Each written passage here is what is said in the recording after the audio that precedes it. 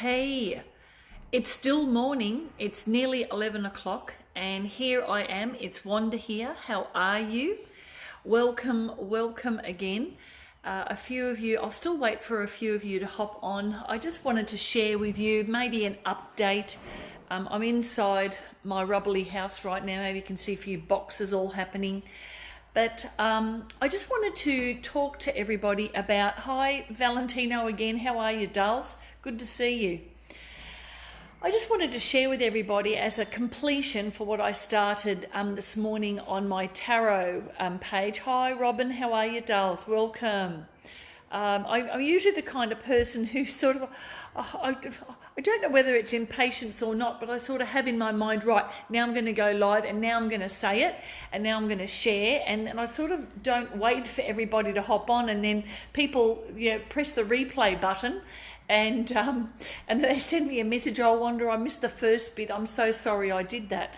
So never mind. I'm just walking around the upstairs part of my house right now, but I wanted to share with you something that has been really on my mind, and I know that a lot of you out there have possibly the same thing. Okay, and what I wrote in the comments box was how that the moment that I made a decision that I would choose to be responsible for everybody else. And I just want to share with you a little bit about my background, and those of you who have been following me for a while and been reading my posts and that, you will also know that both my parents were had post-traumatic stress disorder from the war. My mother as a child and my father the same. They were both pretty much scarred. If I was going to label both of them, if I had to label both of them, my mother was very much like a covert narcissist. You never knew when she was going to explode, and, a bit scary. And my father, he became, through post-traumatic stress, because it's something fragmented in the personality. My father had to survive. There were like 3 times he nearly died in the war, and as he got older, that he really struggled with that. And so he was actually like what they would term a what's the other word? Covert. My mother was covert, my father was overt. So between the two of them, they had a crap marriage. They were always fighting, and my mother would fly off the handle, or my father would suddenly fly off the handle, and you just never know. You just never knew exactly what was going to happen. There was always this tension inside the household. And so me as a child, being very empathic and being highly intuitive, oh man, I'd pick up that energy like you wouldn't believe. And I shared the emotional burden of my mother for a lot of years, trying to protect her. I was only just a kid, but I remembered this moment. I was 6 or 7 years old, and I was walking home from school, and it was a Friday, just like today. And I was thinking to myself, I wonder what it's going to be like when Dad gets home. I'm hoping that everything will be okay. I was really apprehensive, and I used to have a knot in my stomach every time. And that knot in my stomach actually became a bit of a problem that I had a little bit later on in my life, that had to do with my intestines. I'd hold everything in. Like I wouldn't go to the toilet, like I'd just hold everything in, and like my breath and everything, like I was stuck. Like the outflow of my life was just not, my chi was just not happening. But I didn't know that when I was 6. But I was getting back to when I was walking home from school, and I thought to myself, how can I fix this situation? What can I do as a 7-year-old, 6-year-old in that time frame to change the energy? And so I thought, you know what? If I made everybody happy at home, if I was the best little girl I could possibly be for mum and dad, do everything, do as I was told, be what they wanted me to be, that maybe this pain, this uneasiness, this family energy would just be better. And I thought if I could make them happy by doing everything I could, then I'd be happy. And I remembered this thought and I thought, what a great idea. That's all I have to do. Great. And I've lived in that moment for, now how old am I, 61, so for like 55 years, for God's sake. I've been doing this for 55 years. That is shit. Now, has it worked for me? No, it hasn't worked for me. That moment has been the worst decision of my life.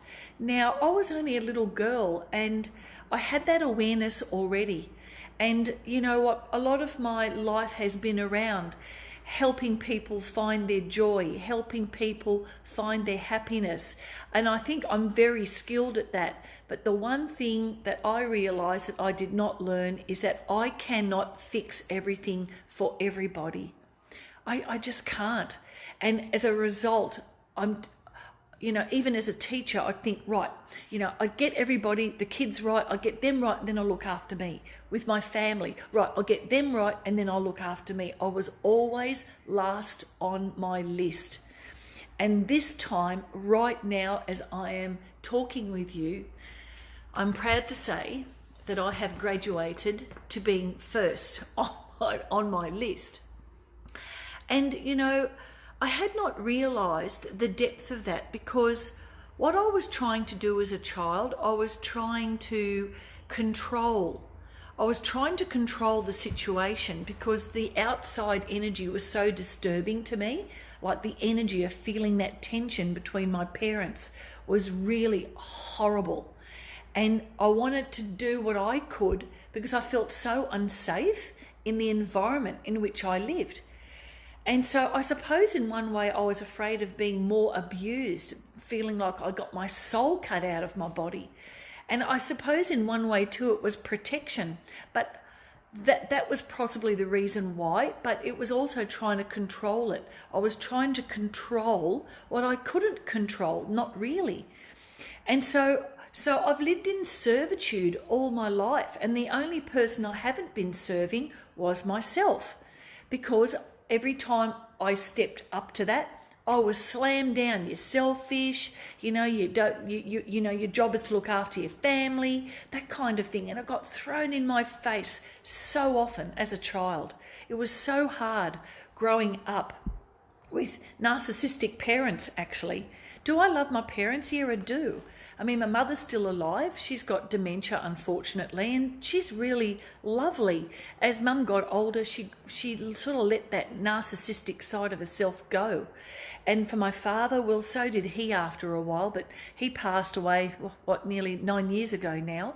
So, but I knew Dad, Dad was pretty good, but, he had this narcissistic streak. And they're learned behaviours. They're learned... Well, I don't even know if they're learned or if they're innate, because there's a fragmented personality. And even in my marriages, and my partnerships in my life, I've attracted to me this type of personality to varying degrees that has not been healthy, where I remain the person who's the looker after, the provider, and all of this. And this is one of the reasons why my marriage broke down, because I actually married somebody who was somewhat a covert narcissist, like my mother, because that was always a relationship that was never really, I suppose, completed. It was never completed in that way. And so you end up marrying, even though it's your mother, you attract to yourself partners who are very similar.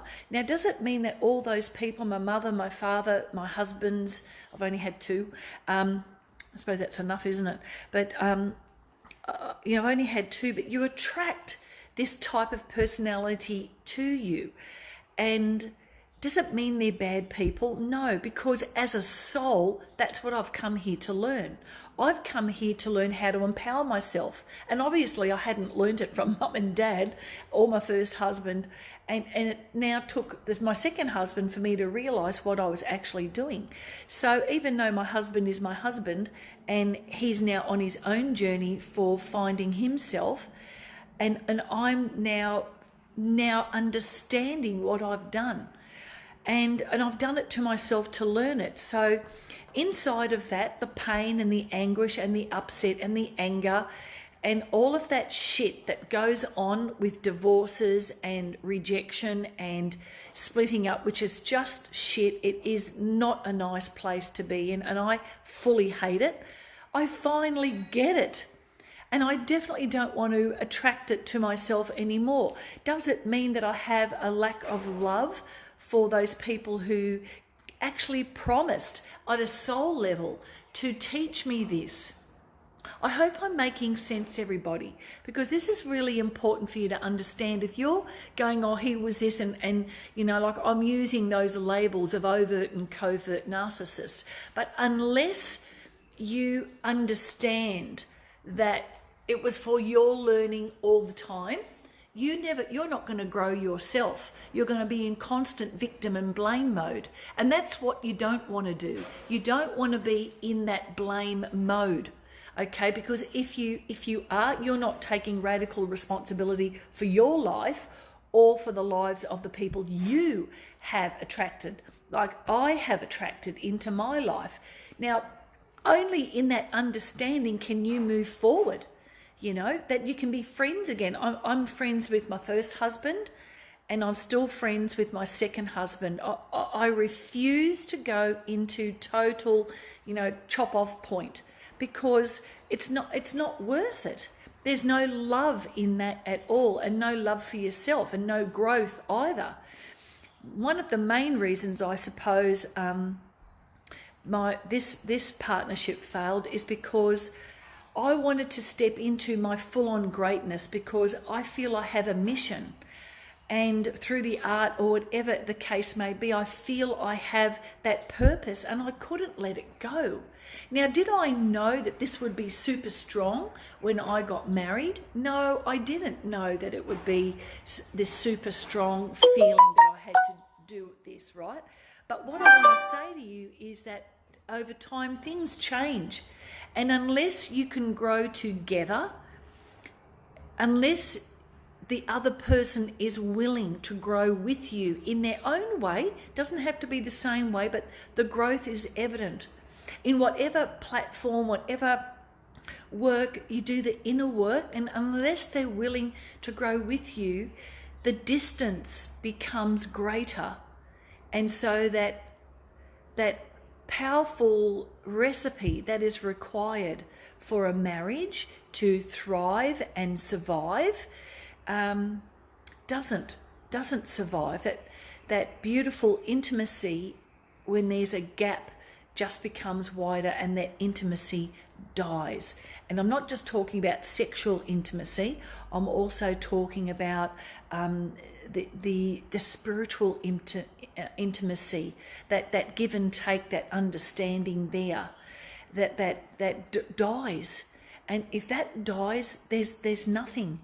And you can still remain friends on the surface, which we are, but that deep connectedness that I wanted, and I suppose that he just was unable to understand, I suppose, and contribute in that way. So when you're misaligned with a partner after years of marriage, it's the recognition of that. And for me, I ignored it too. He ignored it. He put it under the carpet first. And then I kept trying. And when I realised I wasn't getting anywhere, I stopped also. And so we are both responsible for the demise of our partnership. But I don't know whether it'll ever get back. I don't know whether there can be like a newness coming from that. I just really don't know. And I'm not very worried about it right now, because for me, this is a time for healing for me, but it's also a time of healing for him. And yeah, I all I can say to you is this, is recognize when you're, listen to your body. I mean, the answers for me were always there. I just didn't listen. I chose not to. I know I did. Just like when I was a 6-year-old, I decided, to be the happy person in everyone's life. And that's just insane. I have to sort of take on that little 6-year-old of myself and go, look, you're safe, you're okay. And that's what we need to do. We need to go back to maybe our childhood and honour that child that was afraid, felt shame, guilt, abandonment. That was certainly one of mine issues, and that was something I know that my partner didn't want to do. I know he didn't want to abandon me, but you can't be with somebody and be distant at the same time. If you're with somebody, you're with them wholehearted, but not just a little bit. That's what I understood too, and that's what wasn't happening either. So I was there. I wasn't giving up. I'm the one. Wanda holds up the ship. Wanda holds the fort.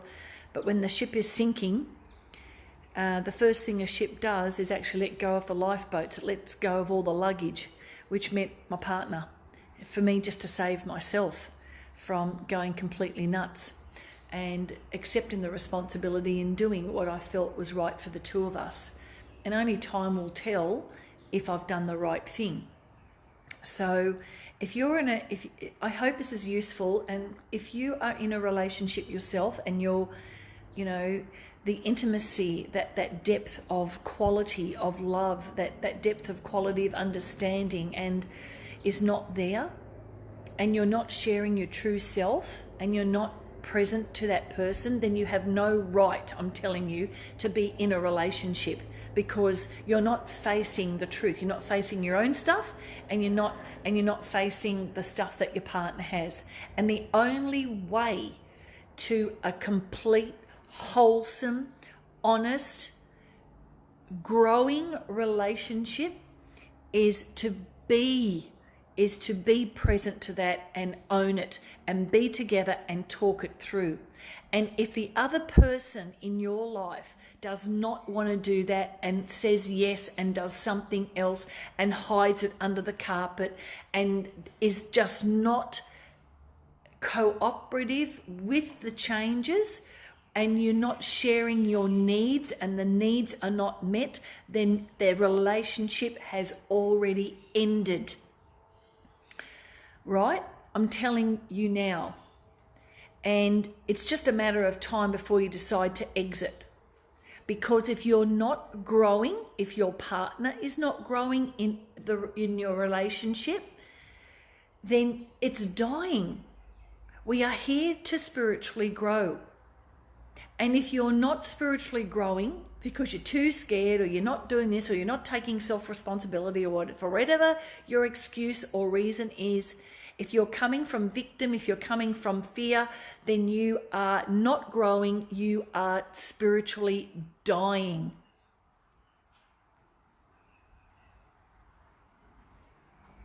Right? And you don't want to do that. You don't want to do that to yourself. It's not your job to make someone happy. Your job is to make yourself happy and get yourself right. That's your job. That's what you are here to do, to live the life experience. Life happens for you. Life does not happen to you. So all the crappy stuff that I've been through right now is for my own good, for me to stand up to my own greatness, for me to step up and go, I don't need to do this anymore. And I think after 55 years, it's time I hung up that shit hat and started wearing another one. So I hope this has been helpful. I don't even know how long that I've been on for, but please, by all means, watch the replay and take from it what you will. Comment below if you like. If you think that I can help you further, please please send me a message. And other than that, share if you think that you've got friends of yours that are maybe at a turning point in their lives with their own relationships. I don't want to, for me, I just made a decision that I don't want to live a mediocre life. And I want to live a life that's fully, 100%, unequivocally, unashamedly, unapologetically wonderful. And I don't want to be that kind of person who goes, oh, well, I'm just going to settle, I'm fine, because it isn't fine. It isn't fine with me anyway. You might think differently about that, but each to his own, right? So, what do I want? I want a life extraordinarily amazing.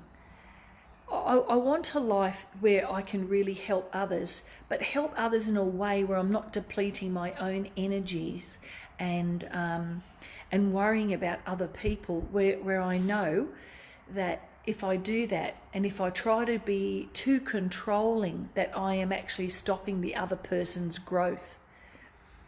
Now, is my partner at the moment a happy chappy? No, because he's got to deal with his own stuff now. He's got to now go deep within, or not. He may choose not to. Is it my responsibility? No. When it comes to kids, you be open about that all the time. You be open and allow them to make mistakes. Allow them to fail, because only inside the failure will they understand their greatness. As a parent in this day, it's crazy how parents overprotect their child, and you can't always protect them. And it's okay for them to make a mistake. I remember years ago when, little kids, the mother would always use an eraser in a drawing lesson. She'd always be rubbing it out. Oh, that's not the right line here. Draw it this way. This was only a little 5-year-old, for God's sake. And I remember saying to Mum, let the kid just make it. It doesn't matter. That they'll get better at it eventually. Well, oh my God, give kids a break. They are what they are. They'll learn it when they're ready. I hope that makes sense for you. Our kids, let them make mistakes. And a mistake is great. Celebrate a mistake. I'm always talking to my grandchildren about that. Doesn't matter. Don't worry about it. Next time, look, you might make the same mistake again. Oh, God knows I've made 100 of them. Millions. So, anyway, to finish today's conversation in the chat, acknowledge where you are right now. And acknowledge how you can, if your partner is willing, have an open conversation with them and see where they are at, and see if you can renegotiate the partnership in a way that meets the needs of both of you. And if that is the case, then give it a shot. And if it shows that it's not working and you are not fulfilling your quota, and neither is your partner, then it might be time to say goodbye, and it might be time to go on your own paths, because really you're in a partnership to learn. You're in a partnership to go greater, to be greater for yourselves and for each other. That's what it's all about. That is the truth of it all, right? We have such a ridiculous, romantic, bullshit view of looking at our relationships, particularly our romantic relationships. And really, the very core of being in a marriage or being in a partnership is to learn the lessons that you are here to learn. So on a soul level, my partner came in to help me with this part. I fully respect that and understand it. And so it's the same with my other marriage. I could not live, we could not live together, but I certainly respect him as my son's father. I certainly respect him as the person that he is. Now, does it mean that I could live with that? No. Does it mean he can live with me? No. You know, and that's okay. You know, you don't have to sort of go, oh, you know, this partner was this and this partner was that. And, you know, I've been too long, a people pleaser, and I've been too long a victim in my own right. And I'm done with that shit. I don't want that anymore.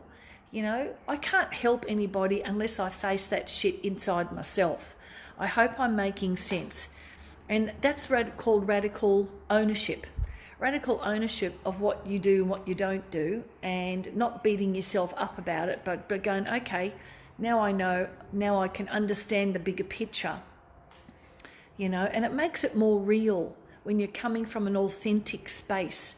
It makes it more real when you are willing to be wrong, when you are willing to let go and just allow yourself to heal and allow your partner to heal.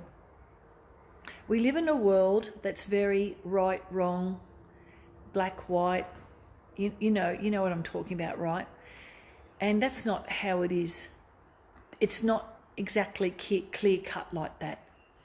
And when you get clear about what your values are, what do you value in a relationship? Like what is super important to you? And we're not all the same there. You know, like for example, mine is integrity. Like, you know, it's something that I do my best to do, and I failed at that at times too. What are your values? And are the values that you hold dear to you, what you stand for at every day, are you being that? And does that work with you and your relationship? Because if it doesn't, then you have no right to be in it at all. And it's time to say toodaloo. And this is where mediocre comes in. And if you know it's wrong, and I have done that myself, not wrong, but you know it's not right, you know you're not aligned and you're not doing anything about it, you're just wasting your own time, you're wasting your partner's time, and it's time to call it toodaloos. So my 3 final things I want to share with you from my own learnings. Number 1, learn to love yourself first. Learn to fill your cup first. Learn to find out who you are first and embark on that journey. Number 2, stop being a victim. Stop being a victim to yourself and to others. And take responsibility and know that all our partners in our life, our mums, our dads, our husbands, our wives, are there to teach us the most poignant lessons of our life, to stand up for ourselves, in self-love, whatever that might look like for you. And the final point is make a decision on what you value and live into that and embody it. Make a decision right now what you're going to do. And with this new moon energy coming up, there's such a new huge shift coming in. Now's the time to integrate that in your life. Now's the time to go, right, as of now, I'm going to stand to be that person who's going to love. I'm going to stand to be that person to love myself first. I'm going to be that person who's going to face my fears and do it anyway. I'm going to be that person who's been too scared to delve deep into my shadows and just love them as well. And say goodbye to the blame, shame, abandonment, victim mentality for good. Now, it doesn't happen 1, 2, 3. There are like certain processes that you can go through. And if you're interested, you can join me. Join me if you would love to. I'm doing a special reading thing. This is not like an advertisement for that, but look, I'm doing, if you choose to buy a 1-hour reading, I'm going to put you into a very special private closed Facebook group where you'll work with me for 5 days.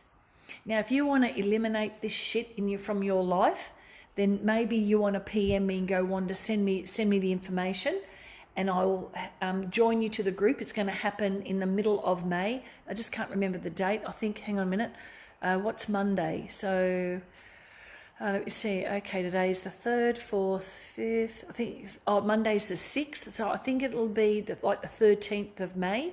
I'll start that, what's the name? But the readings have to be sort of happening after that. So what's after the 13th? The 20th of May. So the 20th of May, I'm going to start that Facebook group, and all the readings, and those of you who want that, you're going to have those readings before the 20th of May, because then there's the follow-up. Okay, there's the follow-up in the group for 5 days support with me. Now, you won't get that anywhere on the planet right now, but if you want to shift a few things, even if one thing shifts, one core shit thing shifts, then basically you can know that it's shifted the other stuff too. Anyway, that's my offer for you, and I'm sharing with you from direct experience myself, and not only as a tarot reader but also as a counsellor and all of that jazz. So I'm here to serve, and I know, but I'm here to serve from a space of power, and I'm not here to serve from fear that I don't know who I am. And if you don't know that now, well, you might want to hop on board with me. Anyway, in the meantime, darlings, I hope that has helped. God be with you. You are everything that you imagine that you can be. Fantasize who you are, because there's a part of you that knows your greatness, and that is your soul energy. And so you want to be able to connect with that. And in the meantime, guys and girls, thank you for hopping on. I've kept talking because if I look at the names, I will get distracted and forget what I'm saying. So hello to everybody who's hopped on, and I hope I've made sense. Maybe you want to go back to the replay and have a bit of a listen. If that helps you, of course. I don't even know how long I've gone on for, but in the meantime, I'm going to say goodbye. Have a really great weekend, and please comment below. Share this if you feel it can help someone in their lives too, because we are here to share our journey. We are here to be together, and we are here to celebrate being human. Even if life is not exactly how we thought it would pan out, we always have that opportunity to do something about it and create a new reality for ourselves. In the meantime, God bless you all, and I'll see you later. Bye.